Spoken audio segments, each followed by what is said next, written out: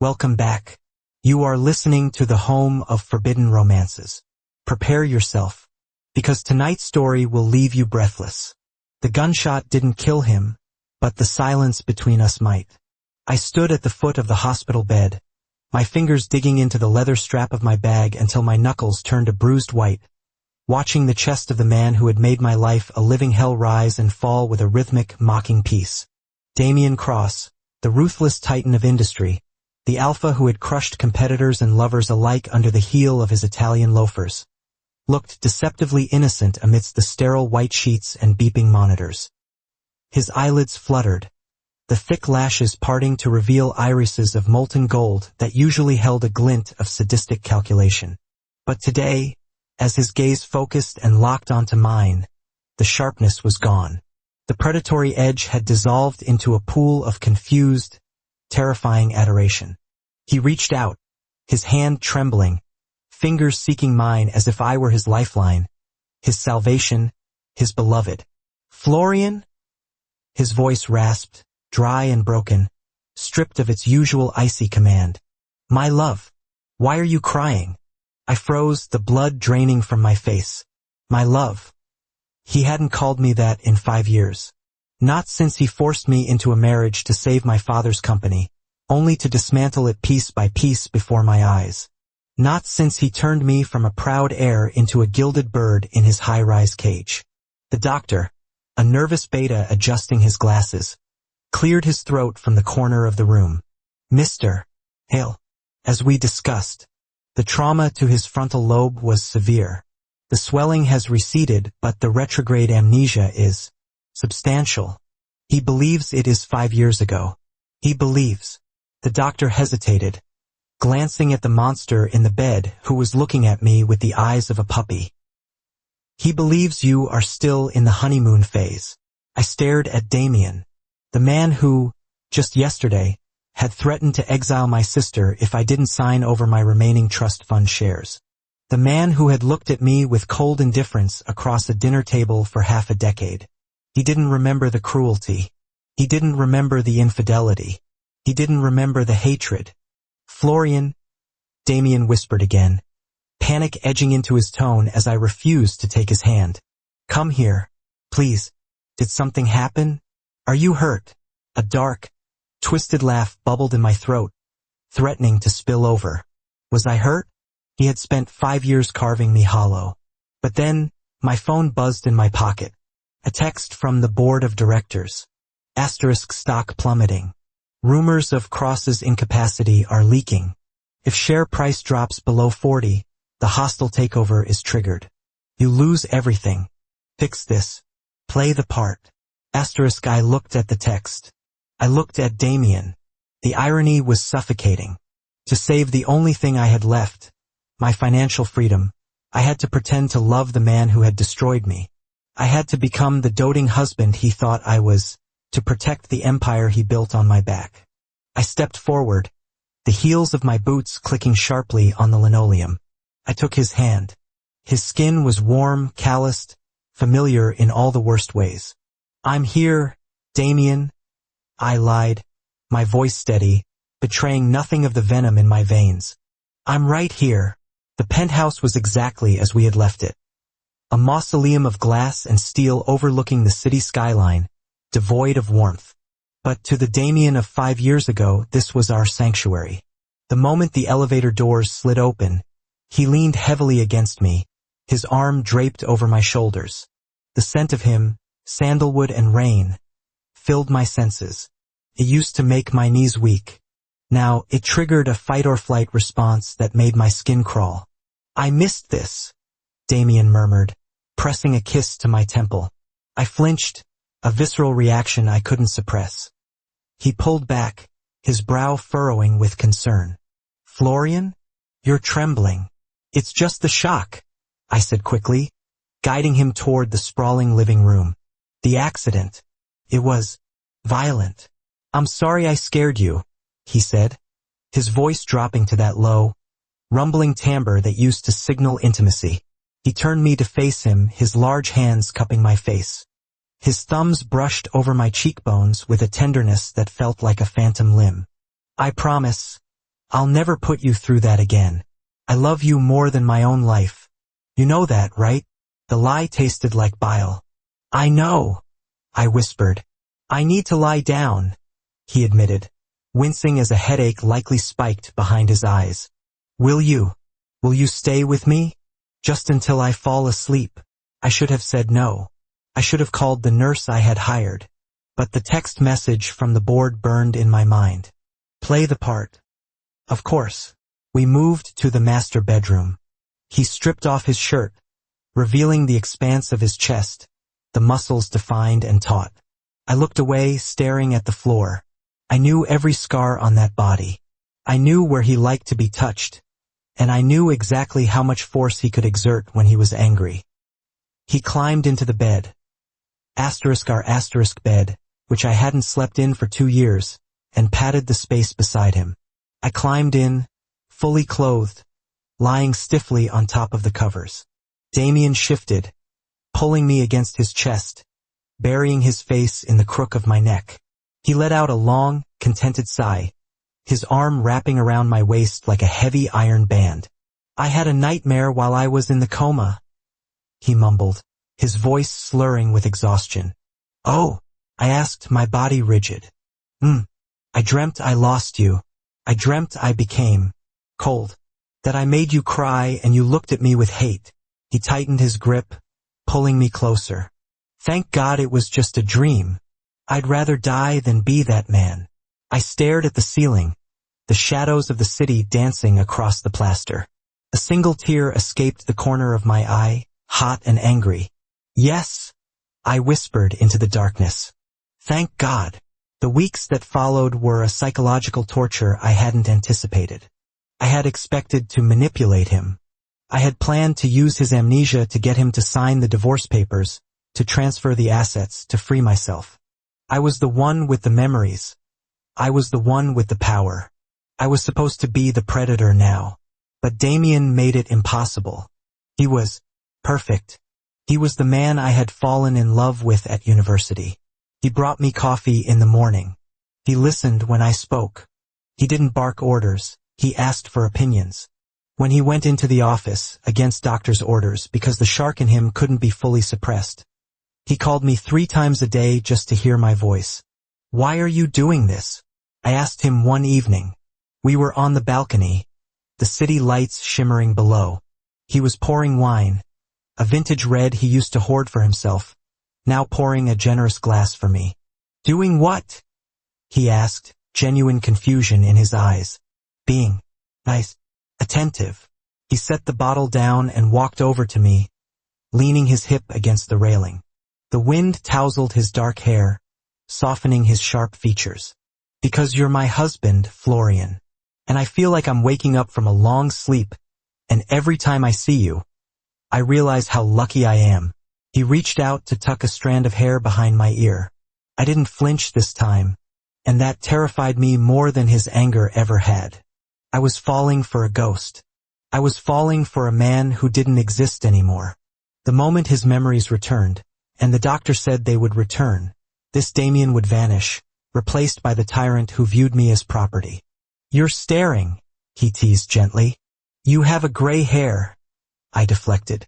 He laughed, a rich, open sound. Stress of the job. But I'm thinking, maybe I should step back. We always talked about traveling.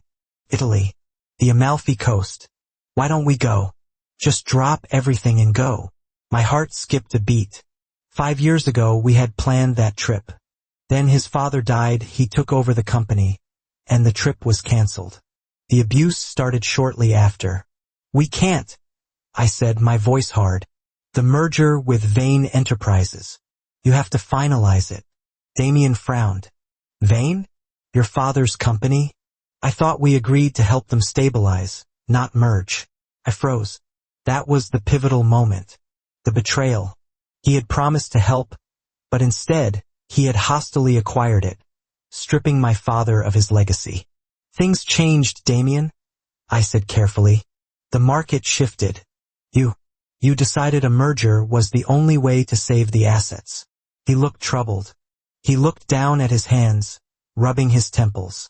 I don't remember deciding that. It feels wrong. I promised you I wouldn't touch your family's legacy. You did a lot of things you promised you wouldn't do. I snapped, the bitterness slipping through. He looked up, hurt flashing in his eyes. Florian, I turned away, gripping the railing. I'm tired. I'm going to bed. I left him there, confused and wounded, standing in the cold wind. The breaking point came at the gala. It was the first public appearance of Damien Cross since the accident. The vultures were circling. Competitors, press, former lovers. Everyone wanted to see if the alpha had lost his edge. I dressed him. I tied his tie, smoothing the silk against his throat. You look dashing, he said, catching my hand and kissing the palm.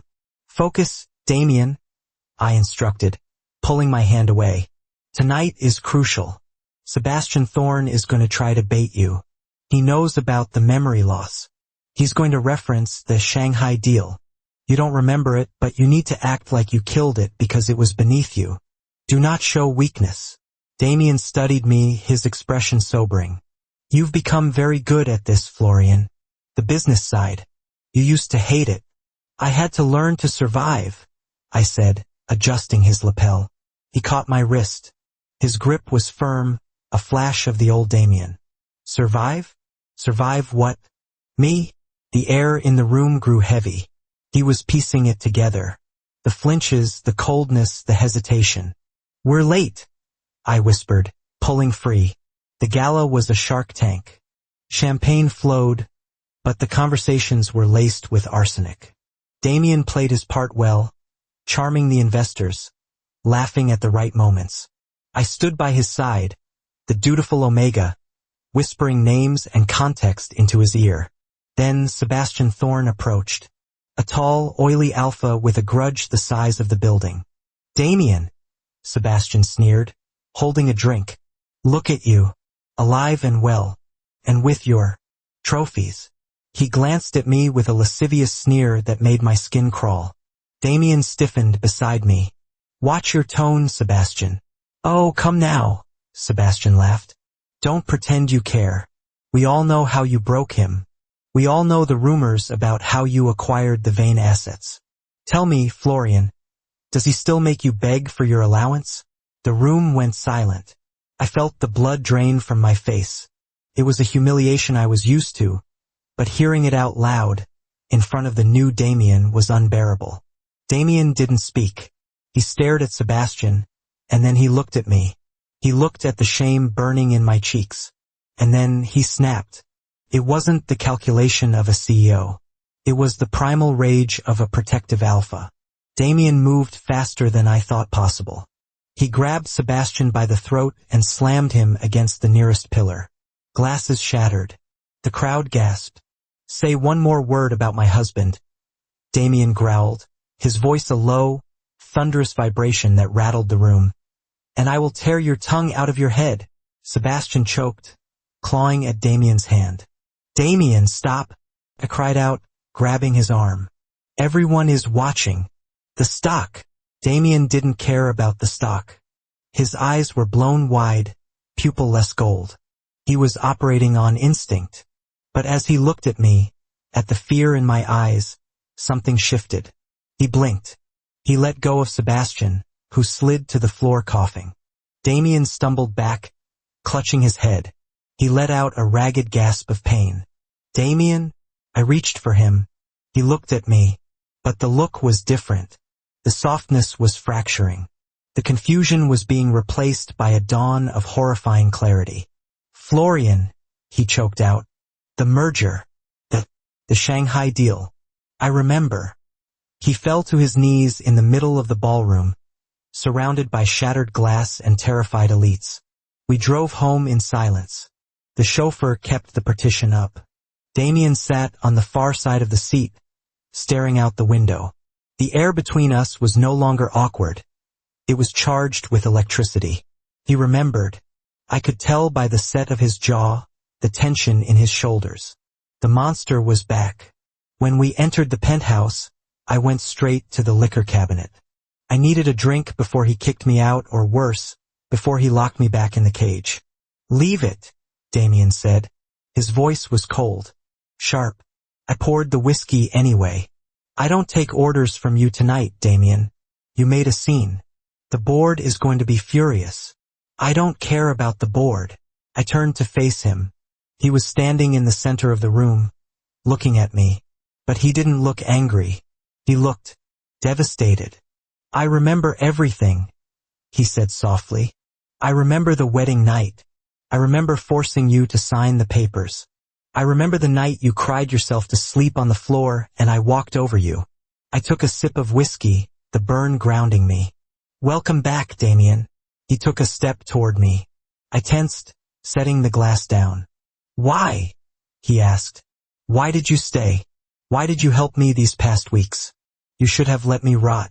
You should have manipulated me into signing everything over and left me destitute.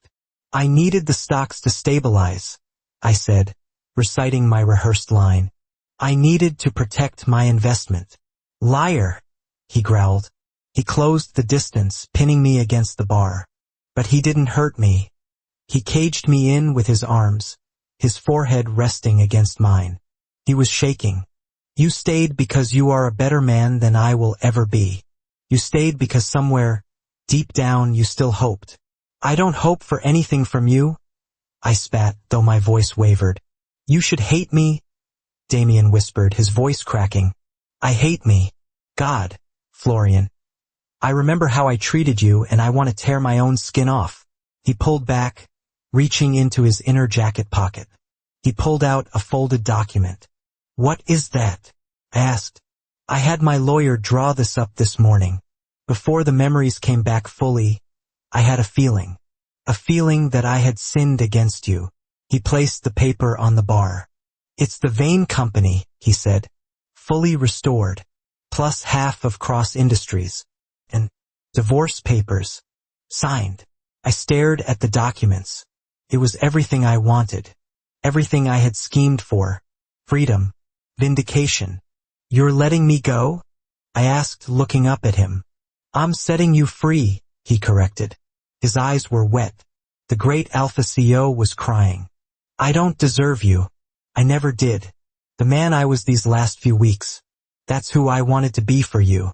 But I can't erase what I did. So take it. Take it all and go. He turned away, unable to look at me. He walked toward the bedroom, his shoulders slumped in defeat. I looked at the papers. I looked at his retreating back. The smart thing to do was to sign. To leave. To never look back. But I remembered the way he had looked at me in the hospital.